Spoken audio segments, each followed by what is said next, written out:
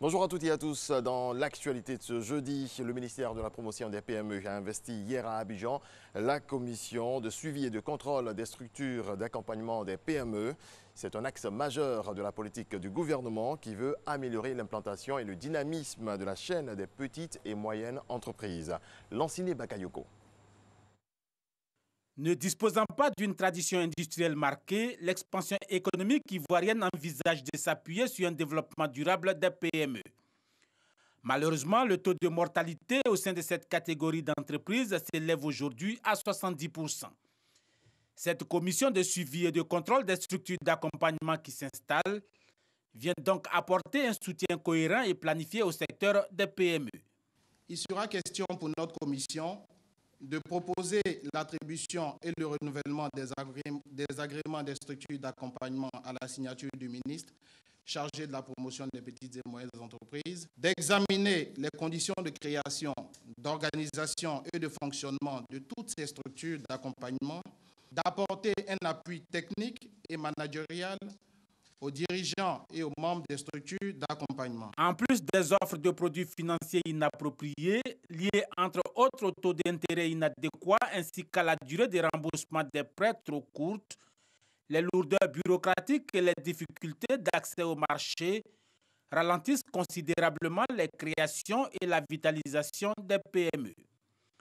Ces facteurs sont d'ailleurs les sources majeures de la croissance du secteur informel non structuré. Nous allons vous demander de nous aider à faire sortir toutes les structures d'accompagnement qui sont encore dans l'informel. Ne jouons pas les forces de l'ordre pour qu'elles se cachent à nous voyant. Soyons des managers, faites en sorte qu'elles viennent se conformer à la réglementation. Pour faire émerger tout le potentiel du secteur des PME, le gouvernement mise sur son plan stratégique de développement dénommé Phoenix. D'un coût de 350 milliards de francs CFA sur 4 ans, ce plan inclut la création d'une maison des PME ainsi que la mise en place d'un fonds de garantie de 30 milliards pour l'accompagnement des apprenants. Plus de 200 étudiants ont bénéficié d'une formation en fibre optique, formation qui permettra à ces jeunes d'être opérationnels sur le marché de l'emploi. C'est une initiative de l'agence Emploi Jeunes qui leur a remis des certificats de fin de formation. Frédéric Koulaï, Franck Quadio. Démarche assurée et sentiment d'entrevoir le bout du tunnel pour Nathéné. Comme elle, ils sont plus de 200 jeunes bénéficiaires de formation en fibre optique à recevoir leur parchemin. Après 3 mois de formation suivis de 3 mois de stage en entreprise. J'aimerais remercier en tout cas l'agence Emploi Jeunes et aussi remercier le ministère de l'Emploi et aussi remercier MG et tous ses partenaires qui nous ont suivis durant la formation. En tout cas, on a eu beaucoup de conseils, de formation. Il y avait le professionnalisme qui était là aussi. Donc vraiment merci à tous. Cette formation a vraiment boosté ma carrière. Je ne m'y attendais pas. C'est un impact vraiment positif. Puisque par ma position, j'arrive à vraiment coacher, encourager et conseiller mes petits frères qui sont à l'école, qui n'espèrent pas, parce que souvent on se dit que quand on finit l'école, est-ce qu'on peut vraiment avoir un métier?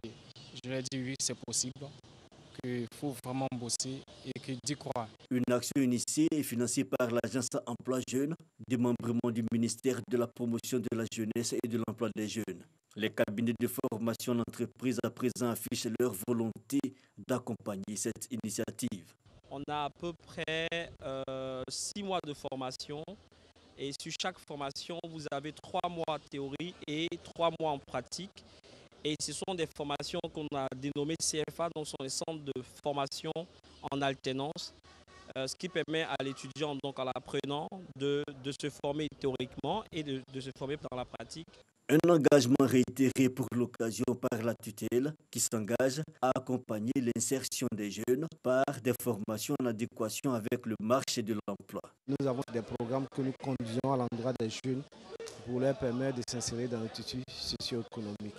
Et c'est dans ce cadre-là que des renforcements de compétences et capacités des jeunes en termes de projet a été initié dans le cadre des formations complémentaires canadiennes, qui est un dispositif que nous conduisons au sein de l'agence Emploi Jeunes. Et tout ça piloté par le ministre Mamadou Touré. Voilà. Toutes les formations à l'agence emploi sont gratuites, puisque ces cabinets qui sont sélectionnés sont payés par l'agence emploi jeune, par le ministère, à travers l'agence emploi jeune, n'est-ce pas, pour donner ces formations-là gratuitement aux jeunes. Le ministère de la promotion de la jeunesse et de l'emploi des jeunes invite donc la jeune diplômée à s'inscrire en vue de bénéficier des projets du gouvernement. Radio Côte d'Ivoire lance sa grille des programmes. Elle a été présentée aux auditeurs, des émissions, des débats, des dossiers sur des faits divers et des sujets de société traités tout au long de cette saison. La radio du groupe RTI veut se rapprocher davantage des populations. Serge Pacoum, Didi, Franck Aquadio. Chaud d'ambiance, joie, chant et danse. Dans un studio pour la Méoué surchauffé, des auditeurs impatients venus nombreux prendre connaissance de la nouvelle grille de programme de Radio Côte d'Ivoire, dossiers sur des faits divers, émissions débat grand public portant sur des sujets de société, la grande matinale qui accorde une place importante aux correspondants régionaux, des magazines économiques, les choses de la vie. Ainsi déroulé le libellé de quelques émissions du programme de cette nouvelle grille. J'ai la chance de présenter une nouvelle émission sur les ondes de Radio Côte d'Ivoire qui s'appelle Face au public, une émission interactive. On a besoin du public pour interpeller les décideurs de ce pays. On refait le midi, qui est une émission qui va passer tous les jours, du lundi au vendredi, de midi à 15h. On refait le midi, c'est un peu un voyage qu'on offre à tous les auditeurs. Nous essayons de dire un peu la vérité sur le sport.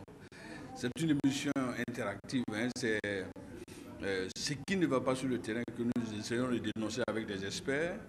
Dans la nouvelle grille, on va essayer de l'améliorer, aller pourquoi pas dans la sous-région, avoir des informations du sport au Burkina, au Mali, au Sénégal, au Ghana et autres. La particularité de cette saison, des tranches d'antenne d'utilité publique comme l'émission consacrée à la santé de la mère et de l'enfant. De même, l'autonomisation de la femme animée par Adèle Kouassi diffusée tous les mercredis à partir de 10h, d'où un partenariat avec le programme de santé mère-enfant. Beaucoup de barrières sont liées à l'ignorance et c'est grâce à la bonne communication que nous arrivons à lever ces barrières. Nous saluons cette émission spéciale qui va être réservée à la santé de la mère. C'est une grille de programme qui a été liftée au niveau de la rédaction de l'info générale et de la rédaction de l'information sportive et au niveau des programmes, ce que nous appelons la production. Donc au niveau du journal, je souhaite que nos auditeurs retiennent que désormais, ils auront une émission de débat de société. Au niveau de l'information également, on aura un bulletin régional qui va nous ramener sur les antennes les préoccupations les plus élémentaires des populations ivoiriennes, de la population ivoirienne. Chaîne généraliste portant le triptyque éduquer, sensibiliser, informer, Radio Côte d'Ivoire veut désormais être plus proche de ses auditeurs. Voilà, c'est la fin de ce bref regard sur l'actualité. Merci à toutes et à tous de votre attention. On se retrouve tout à l'heure à 6h30 pour l'actualité.